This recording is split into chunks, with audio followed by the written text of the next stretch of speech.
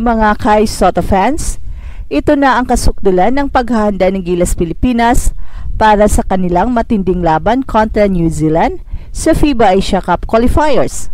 Maraming balita ang lumalabas na talagang nagpa-excite sa ating lahat. Una, cleared na medically si Kai Sotto matapos ang kanyang concussion protocol. Pangalawa, nasa Laguna na rin ang ating naturalized player na si Justin Brownlee, pati na rin si Carl Tamayo. Lahat ng ito ay nagpapakita na ang Gilas ay puspusan na ang paghahanda upang ipakita ang kanilang husay sa darating na laban. Matapos ang ilang araw na pahinga dahil sa kanyang concussion, muling papasok sa court si Kai Sotto. At ayon kay Coach Tim Cone, malaking bagay ang pagbabalik ni Kai. Sa kanyang stint sa Japan B-League, patuloy niyang pinapakita ang kanyang improvement, kundi pati na rin sa depensa.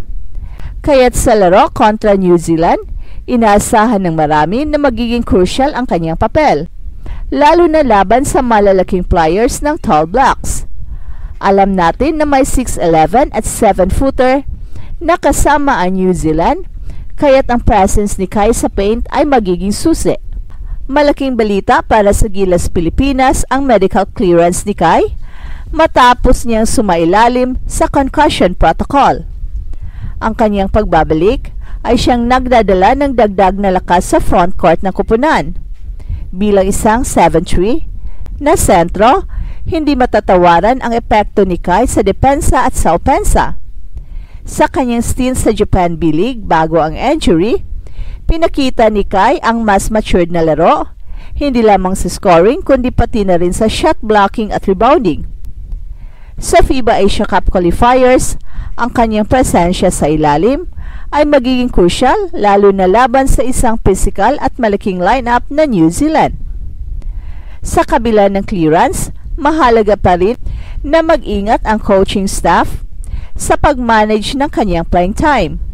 Ang concussion, bagamat tila minor sa ilang kaso, ay seryosong kondisyon na siyang nangangailangan ng maingat na monitoring. Hindi lamang ito tungkol sa physical na aspeto, kundi pati na rin sa mental readiness ni Kai na bumalik sa competition. Ang timing at rhythm niya sa laro ay posibleng hindi pa fully restored, kaya't mahalaga ang pagbigay sa kanya ng tamang minuto at pagkakataong makabalik sa kanyang peak form. Pero sa kabila nito, ang kanyang height, mobility at shot blocking ability ay agad-agad na magbibigay ng malaking impact kahit limitahan ang kanyang oras sa court. Strategically, ang pagbabalik ni Kai ay nagbibigay sa Gilas ng mas malalim na rotation sa front court. Maaari niyang bigyan ng pahinga ang iba pang big men tulad ni AJ Edo at Carl Tamayo, na parehong may kani-kaniyang papel sa depensa at sa opensa. Sa mga crucial moments ng laro, posibleng gamitin ni Coach Tim Cone si Kai bilang rim protector habang nagbibigay rin ng scoring sa low post. Ang pagbabalik ni Kai ay tiyak na magbibigay ng kumpiyansa sa buong koponan at magdadala ng excitement sa mga fans na umaasang magtuloy-tuloy ang tagumpay ng Gilas Pilipinas. Sa kabilang banda, dumating na rin si Justin Brownlee at alam natin na tuwing siya ay nakasuot ng Gilas jersey, tila nagiging ibang tao siya. Sa kabila ng kanyang edad, hindi matatawaran ang kanyang puso at determinasyon. Siya ang naging leader ng koponan sa mga critical na laban, gaya ng 2023 FIBA World Cup at iba pang international tournaments. Sa laro kontra New Zealand, inaasahan na magiging key player si Justin Brownlee sa crunch time. Magdadala siya ng composure at leadership na kailangan ng koponan, lalo na kung magiging dikit ang laban. Isa sa mga mahalagang aspeto ng laro ni Carl Tamayo ay ang kanyang versatility o kakayahang mag-adjust sa iba't ibang posisyon at sitwasyon, at bilang isang stretch forward, nagiging bentahe para sa Gilas ang kanyang kakayahan na maglaro sa perimeter at sa loob ng paint. Ang mga tulad niya na may range sa 3-point shooting ay nagbibigay ng spacing na siyang magpapadali sa dribble drives ng guards at penetrations ng mga malalaking players tulad ni Kai Sotto at Justin Brownlee. Sa isang kupunang umaasa sa fluid ball movement, si Carl Tamayo ay nagiging epektibong opsyon na laging handang bumitaw ng tira mula sa labas o mag-exploit ng mismatch sa loob. Bukod sa kanyang opensa, hindi rin matatawaran ang defensive prowess ni Carl Tamayo sa kabila ng kanyang relatively young age. Ipinakita niya sa kanyang collegiate at professional level ang kakayahang bumantay ng mga mas matatangkad at mas malalakas na kalaban. Ito ay isang mahalagang aspeto lalo na't ang New Zealand ay kilala sa kanilang physicality ng big men. Ang kanyang footwork at basketball IQ ay siyang nagbibigay daan upang mapigilan ang mga shot attempts ng kalaban, habang nagagawa rin niya na makuha ang crucial rebounds sa ilalim ng ring.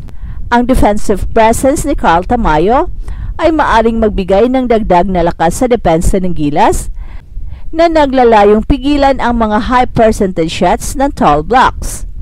At higit sa lahat, ang papel ni Carl Tamayo bilang X-Factor ay hindi lamang nakasalalay sa kanyang individual skills, kundi pati na rin sa kanyang timing at decision-making sa laro.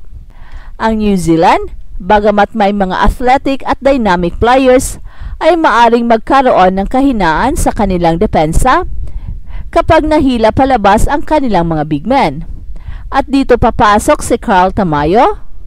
Maaari niyang i-capitalize ang ganitong sitwasyon sa pamamagitan ng mabilis na pag-shoot mula sa labas o sa pick and pop situations. Well, sa kabuuan, ang kanyang contribution sa parehong ends ng court ay maaring magbigay ng significant impact na siyang magtutulak sa Gilas sa mas mataas na level ng competition. Hey, hey, hey! Attention mga kapatrol! Get ready for an epic giveaway! Once Express Info hits 150k subscribers, one lucky winner will win the incredible Oppo Reno 11F 5G smartphone. Here's how to join.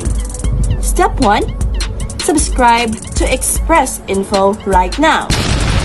Step 2. Like this video. Then step 3.